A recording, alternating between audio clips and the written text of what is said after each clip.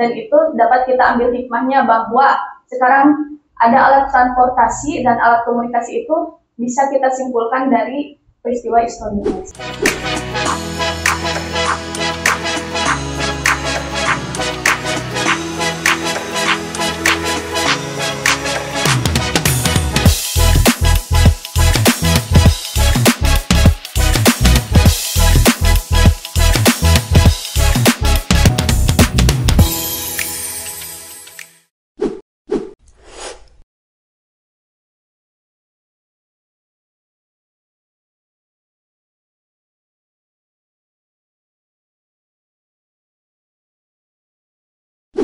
Assalamualaikum warahmatullahi wabarakatuh. Sahabat, bertemu lagi bersama saya Dadang Sugiarto di Jejak Cibatu edisi podcast. Di podcast kali ini kita kehadiran narasumber kita atau bintang tamu kita. Beliau ini adalah seorang aktivis, dai juga. Kita sapa di depan saya ini adalah Neng Dewi. Assalamualaikum Neng, sehat? Waalaikumsalam warahmatullahi wabarakatuh. Alhamdulillah. Alhamdulillah, mudah-mudahan kita senantiasa diberikan kesehatan, umur, kesehatan jasmani, kesehatan rohani, dan keberkahan hidup dan kehidupan. Amin ya Allah ya Rabbal Alamin. Neng, sebelumnya di podcast saya ini biasa kita introduce dulu atau perkenalan dulu. Silakan. Assalamualaikum warahmatullahi wabarakatuh. Perkenalkan, nama saya Dewi Narahayu. Untuk panggilan biasa dipanggil Neng Dewi. Saya sekarang berusia 21 tahun. Saya sekarang berasal dari Malangbong dan merupakan mahasiswa semester 6. Semester 6 ya. Jurusan apa? Jurusan Pendidikan Agama Islam. Jurusan PAI ya berarti, alhamdulillah. Oke Neng, kita akan coba untuk membahas di podcast saya ini tentang kehidupan Neng. Ya. Jadi kita kemarin yang sudah disampaikan ke kita, materi kali ini kita akan mengungkap tentang sekelumit kehidupan Neng. Boleh dong diceritakan Neng dari awal nih. Ya. Jadi pertama itu kalau Bapak asli dari Tarogong, kalau Mama dari Malangbong, dan dulu itu saya ingatnya pas waktu kecil, mulai dari pindah ke Malangbong itu Bapak gak punya kerjaan, dibawa ke Garut sama kakaknya. Cuman gak tahu kenapa ya Pak, setiap Bapak kerja jauh dari saya itu saya langsung sakit. Oh begitu. Jadi Bapak ketika Bapak Neng kerja jauh, Neng sakit. Ya, sampai usia pokoknya sampai kelas 1 SMK. Kelas 1 SMK. Berarti Bapak kalau jauh Neng sakit. Iya.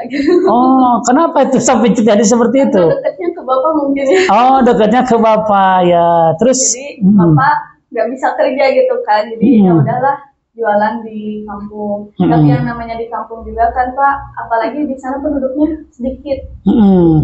Jadi jualan seadanya, cuman apa ya, buat makan juga susah gitu. Oh begitu ya. Oh iya iya. Sampai dulu itu pas kelas 2 SD punya adik. Ya udah Mama keliling kampung, nggak cuma satu kampung gitu. Bapak juga sama jualan. Nah itu waktu kelas 2 SD udah ngurus adik sambil sekolah itu. Begitu ya, luar biasa.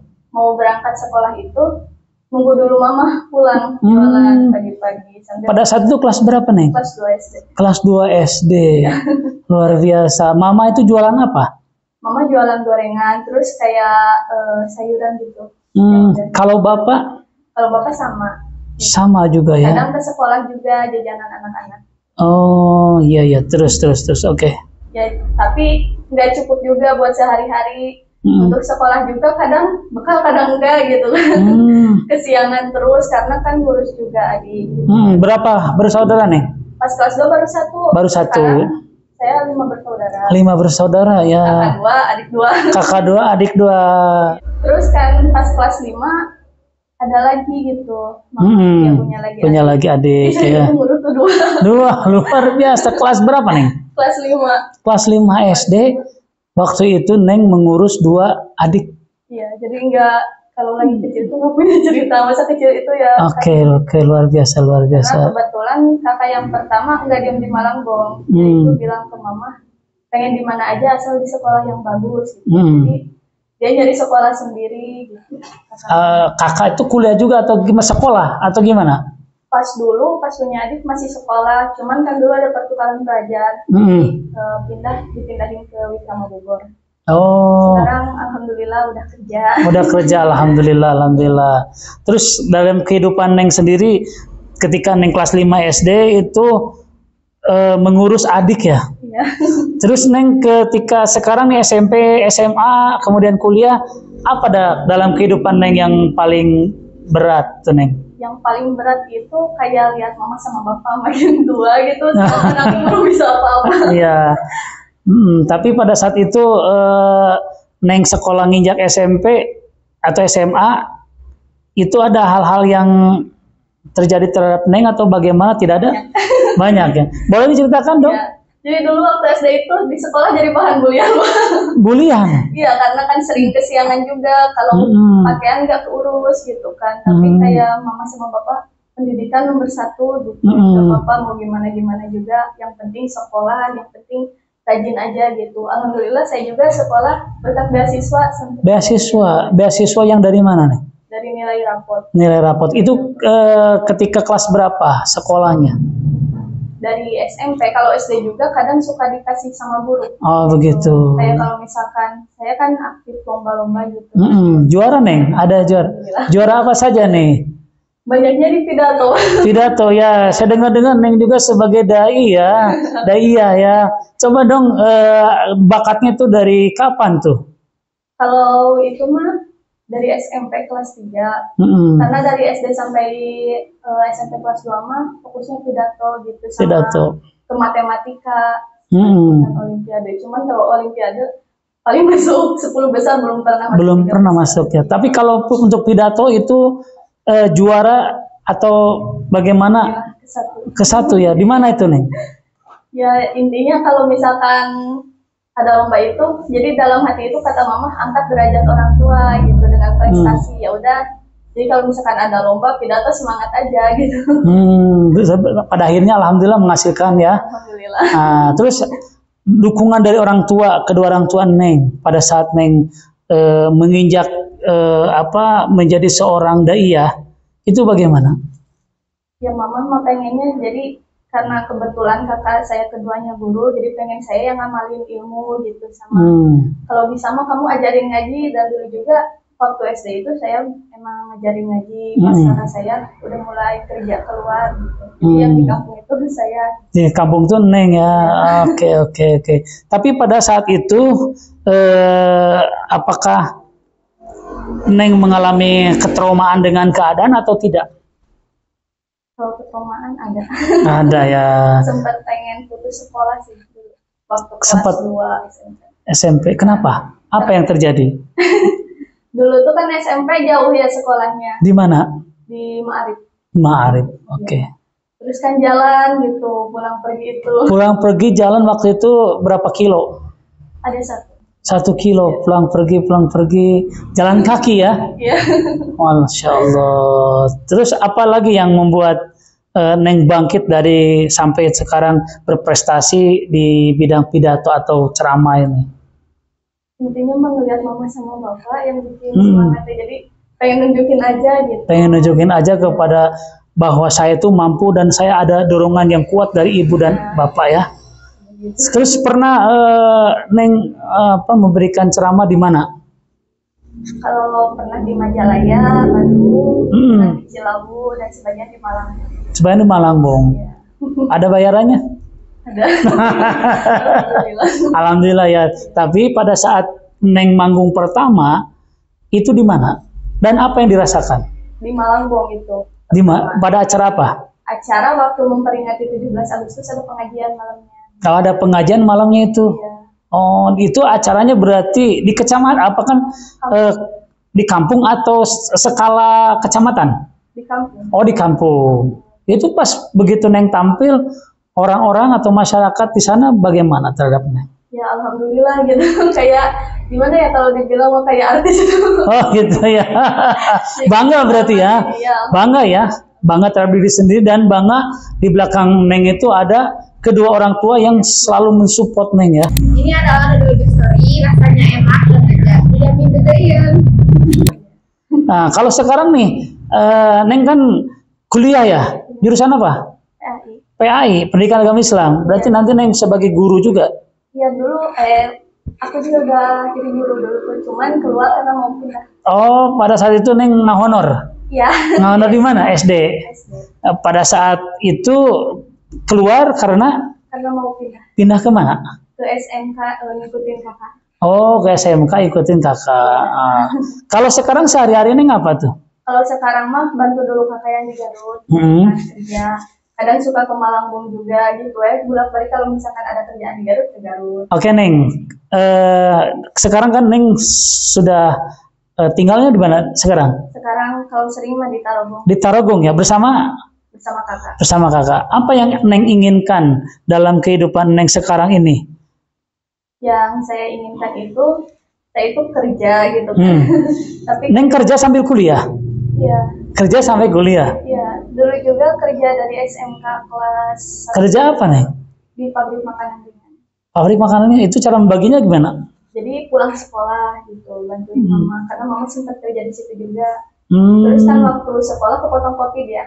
Jadi pas COVID itu kerja. Pas COVID itu kerja. Pada saat itu COVID Neng masih sekolah atau sudah keluar? Sekolah kelas berapa tuh? Kelas 2 SMK. Kelas 2?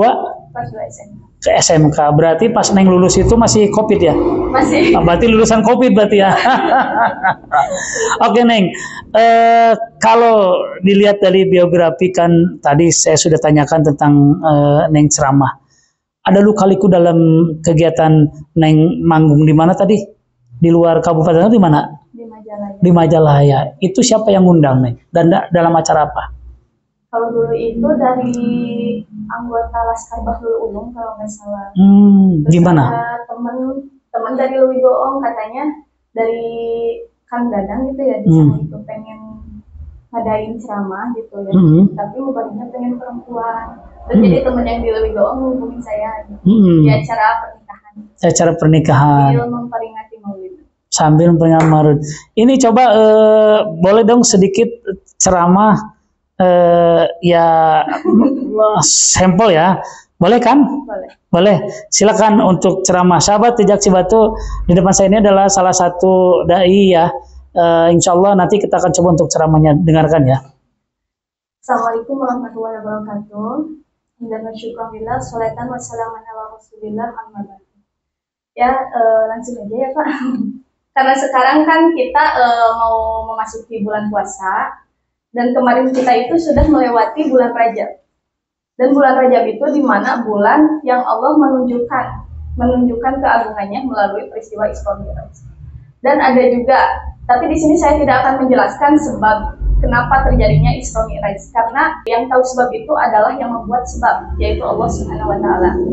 Jadi ada dua pendapat ketika Isra Mi'raj itu terjadi karena Allah ingin menghibur Rasulullah yang telah Allah kasih ujian, yaitu di mana itu terjadi pada tahun keprihatinan Rasulullah, di mana Rasulullah itu ketika hijrah malah dilempari dan tidak diterima, terus ditinggal wafat oleh istri tercintanya, ditinggal wafat oleh pamannya, dan juga ada yang bilang itu ada perdebatan antara langit dan bumi, di mana bumi dan langit saling mengadu, saling sombong, ketika bumi mengatakan, "Hai langit, lihatlah di sini mah ada pemandangan yang sangat indah karena di sini tersedia lautan dan juga gunung." Tapi langit tidak ingin kalah. "Hai bumi, di sini pun ada matahari, bulan dan bintang." Bumi tidak ingin kalah juga. "Hai langit, lihatlah di sini ada Ka'bah."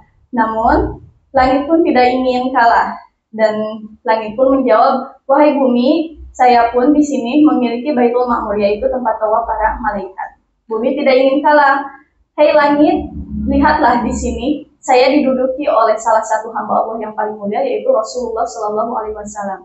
Dan langit tidak bisa menjawab sehingga langit berbicara kepada Allah, "Ya Allah, tolonglah antarkan hambamu yang bernama Rasulullah ini." Namun yang lebih jelasnya, yang tahu sebabnya Isra Mi'raj itu adalah Allah Subhanahu Wa Taala, sehingga kita bisa menyimpulkan gitu kan, kalau misalkan dari peristiwa Isra Mi'raj ini banyak kejadiannya, dan menjelaskan juga jika di akhir zaman akan ada transportasi yang bisa mempersingkat waktu, seperti Allah mempersingkat waktu, yang mana nanti di akhir zaman akan ada transportasi yang bisa mempersingkat waktu seperti peristiwa Isra Mi'raj. Dan juga bagaimana komunikasi dulu Rasulullah dengan malaikat Jibril ketika malaikat Jibril berada di Sidratul Muntaha, dan Rasulullah akan ada nanti di akhir zaman adalah alat yang bisa memperdekat, yaitu telepon. Dengan apa? Karena dulu Allah berkomunikasi dengan malaikat Jibril ketika malaikat Jibril berada di Sidratul Muntaha dan Rasulullah berada di arsy-Nya Allah. Dan itu dapat kita ambil hikmahnya bahwa sekarang ada alat transportasi dan alat komunikasi itu bisa kita simpulkan dari peristiwa historis. Mungkin sekian ya Pak. Oke, baik, terima kasih sahabat Jejak Si Batu. Alhamdulillah kita sudah mendengarkan secuil dari ceramahnya Neng Dewi ini. Ya mudah-mudahan apa yang beliau sampaikan ini nanti bisa kita telaah juga ya. Oke Neng, kalau Neng belajar dari mana Neng? Dari kakak. Dari kakak? Iya, ada kan kakak sepupu, dia guru ngaji. Jadi dulu itu pas aku masih kecil teh katanya ikut ke yang udah dewasa karena dibagi dua kan. Kadang suka nanyain kalau di sekolah juga kan kalau ada lomba pidato gitu, Islami suka saya yang ambil. Saya tanyain, jadi kayak privat gitu. Oh, kayak privat ya. Langsung ngaji juga kan di MTS gitu. Oke, Neng, kalau Neng tadi kan ngaji itu punya keahlian itu sejak SD atau SMP, Neng? SD. Jadi kalau belajar itu dari kakak sepupu. Iya. Apa Neng menggali dari buku atau dari Google? Karena kan sekarang banyak Google yang gitu kan? Dari buku juga gitu. Terus kan kalau lagi sekolah suka pinjam buku-buku. Apa yang menjadi motivasi Neng? Pengen sukses. Sukses. Apa sukses di dunia atau sukses di akhirat atau dua-duanya? Dua-duanya. Kalau yang Neng inginkan dari kehidupan sekarang Neng nih apa nih? Dalam kehidupan Neng sekarang ini. Pengen jadi guru. Pengen jadi guru? Ya. Terus cita-cita yang paling besar mau pengen ngehaji langsung. Luar biasa, Masya Allah. Ini sahabat Jejak Si Batu punya cita-cita yang luar biasa. Jadi Neng Dewi ini ingin menghajikan kedua orang tuanya. Semoga Allah mengabulkannya dan mudah-mudahan siapapun nanti di podcast ini yang bisa mendengarkan dan melihat acara podcast ini bisa, Neng kalau diundang bisa ya? Bisa ya, nanti nomor HP-nya nanti diterterakan ya. Oke Neng, kalau Neng dari kegiatan sehari-hari kan tadi kuliah, kemudian juga kerja. Selain daripada itu Neng berorganisasi nggak? Saya organisasi kebetulan sebagai ketua IPPNU. Ketua IPPNU mana? Desa Citeras. Desa Citeras. Oh, bukan kecamatan ya, tapi desa ya. Desa. Oke, kemarin kita juga mempodcast ketua IPNU Kecamatan Cibatu. Bagaimana tuh Neng yang dirasakan di organisasi IPPNU itu? Ya, jadi lebih kenal dekat orang-orang yang mana aktif organisasi gitu kan. Jadi membuka relasi lah selebar mungkin. Terus kan di organisasi bukan hanya ketua IPPNU juga. Saya itu anggota dari Saka Wira Kartika. Anggota dari Saka Wira Kartika. Itu pramuka ya Pak? Pramuka. Neng juga aktif pramuka? Iya, waktu SMK. Oh, gitu. Ini kalau di organisasi IPPNU ini, apa yang banyak dirasakan manfaatnya dari organisasi IPPNU ini? Banyak banyak relasi, kayak kan kegiatannya kayak mengaji gitu kan. Kalau misalkan ada pengajian mingguan, pengajian bulanan. Oh, di situ ya. Berarti alhamdulillah. Jadi Neng membuka ruang juga. Jadi Neng bertambah pengalaman juga ya. Oke. Statement closing dari Neng sekarang, apa yang hari ini kita bicarakan, esensi dari hari ini. Silakan. Jadi untuk pesan dari saya untuk teman-teman, jangan pernah putus asa dengan keadaan, karena keadaan itu bisa dirubah sama diri sendiri. Kita tidak perlu sedih dengan kehidupan kita sekarang, karena Allah itu Maha Teliti. Kita aja bisa melihat tanpa kita tahu ini urat syaratnya kemana. Masa iya Allah tidak teliti dalam mengurus takdir kita.